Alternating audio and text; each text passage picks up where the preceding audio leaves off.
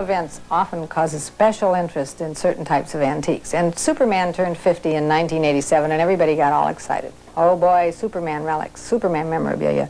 But there were a lot of collectors out there before his 50th birthday, and one of the best, one of the biggest collections was put together by Jim Hambrick, who is known all over the country as the Superman collector. Jim, I'm overwhelmed. Why? How many pieces? Overwhelmed. Your wife must be overwhelmed. It's crazy. I've been collecting for about 28 years, and I've dedicated a lot of my life towards collecting Superman memorabilia, and this is just a small portion of what I actually have. How many pieces do you have? More than 40,000 items. A lot. Quite a bit. It covers every spectrum. What was the first thing then, the comic books? Yeah, the comic books was the first thing I'd actually gotten into, and then as I was old enough to make money, I would buy the toys, and all my money, everything I made, went into Superman toys. And so your whole life is in Superman? Yeah, pretty much. Well, do you still have the first, what was it, Action Comics? Yeah, I've got Action 1. I've got that on loan up in Seattle right now at a museum, and Superman 1. And I've got all the comics. What's Action 1? Is that worth any money now? Yeah, one sold for $30,000 last year to an investor. From a 10-cent investment? But now that's in mint condition. Mint condition, right. Yeah, you can find them anywhere between $10,000, $15,000, $20,000. Now what does mint mean? Perfect.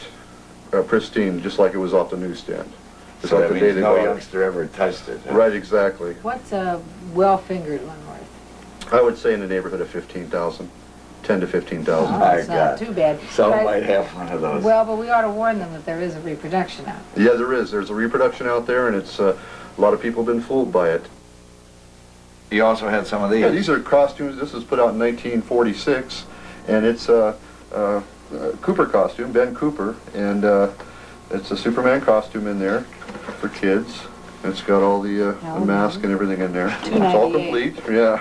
$298. Because that's what it cost originally. Yeah, in the box now, that's about $400. This? Yeah.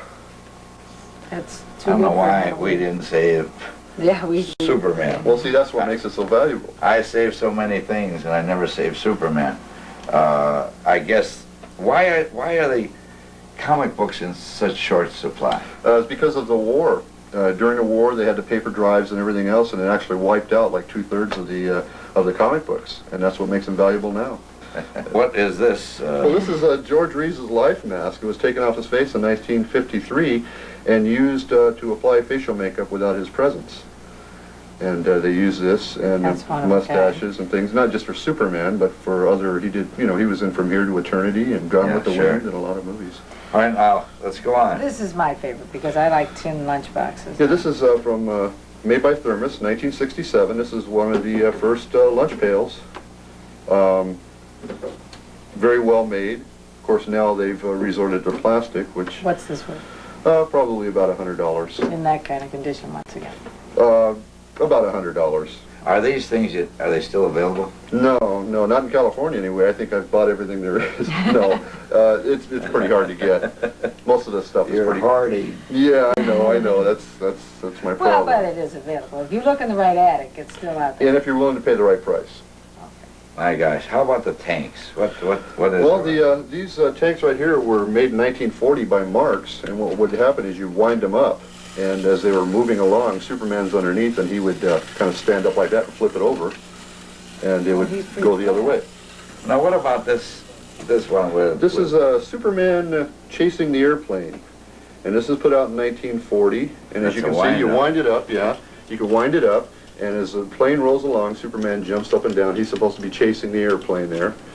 Now, what's a little 1940 wind-up toy? Well, actually, that's one of the more expensive wind-ups. That's actually worth about anywhere between $1,500 and $2,000.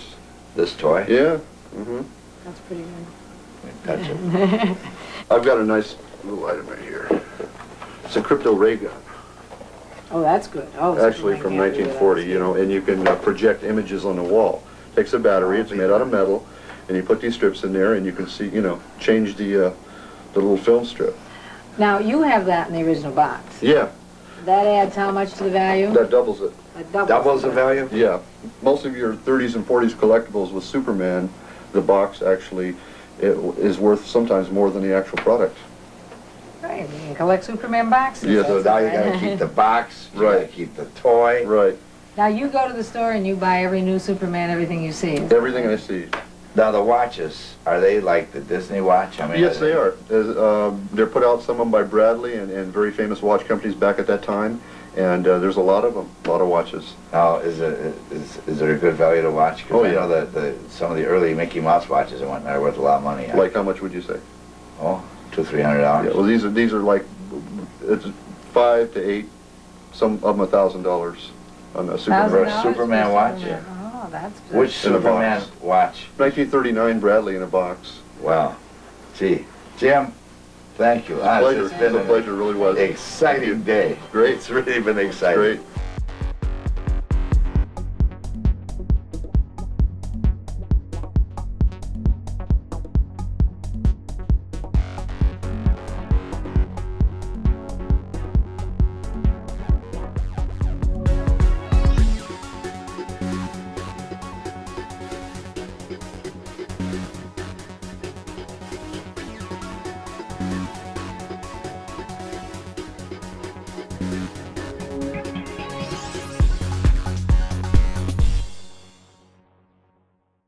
I have never seen so many things from Superman in my life.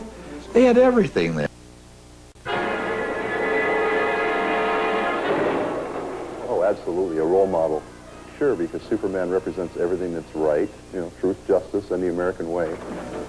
I'll leave you here for the police. When Jim Hambrick was 5, George Reeves was his TV hero. At 7, he got his first collectible, a Superman lunchbox. Now all his stuff, as he calls it, is on display at Movieland, a remarkable personal collection of objects, movies, and video. We figured it out mathematically, and I can cover a football field with my collection, yeah. This is about a fourth of what I have. Actually, there's more Superman collectors in Japan than there is in the United States. People in Japan are crazy about the character. There's a lot of collectors in Europe now, too. And the S sign is one of the top 3 most recognizable symbols in the world. Jim has all the DC comics about his hero, including the famous Action 1, where the Man of Steel made his first appearance. He says comic prices are sky high. In the 70s, you could pick up an Action 1, for instance, for under $1,000. Now, well, just this year, one sold for $82,000, a 10-cent comic book. And it's only, we're talking a comic book that's only like 50 years old. This old Superman airplane is a surprise, too. I know of one selling for $3,400 last year. Just a little tin wind-up that you could pick up for under a quarter back then in the 40s. Superman is a blue chip of collectibles. He stands right up there with Mickey Mouse and Betty Boop and so on.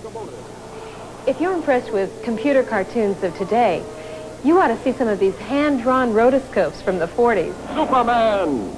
To best be in a position to use his amazing powers in a never-ending battle for truth and justice. Did you know originally Superman couldn't fly? Up, up, and away! Flying was okay, says Jim, but he thinks Superman was given too many powers in the 70s. A hero who could reverse time, move planets, and fight off deadly kryptonite wasn't in line with the legend. Invincibility was boring, but now his powers are back to basics like bending steel. If we're going to relate to the character itself, we have to see a part of that character in us. Old Superman costumes inspire visitors. The baggy-kneed cotton suit worn by Kirk Allen isn't here, but how about the itchy wool outfit that George Reeves got into with the help of 5 assistants? One was made for black and white TV, the other for color. George, of course, wore padding and wore some heel lifts. I know that because I have the padding and I have the heel lifts. While George Reeves played a serious character, Chris Reeve was more tongue-in-cheek, and at 6'4" in glowing polyester, he needed no padding. Yeah, they brought him up to the 80s, kind of the yuppie look, I suppose, but George Reeves was a no-nonsense type of guy, and whereas Christopher Reeve kind of did it with a little camp and humor and stuff, which, people like that. But no matter who your favorite wearer of the S may be, Jim says the Superman insignia will stay a highly collectible symbol for many years to come, and values will continue to go up, up, and away.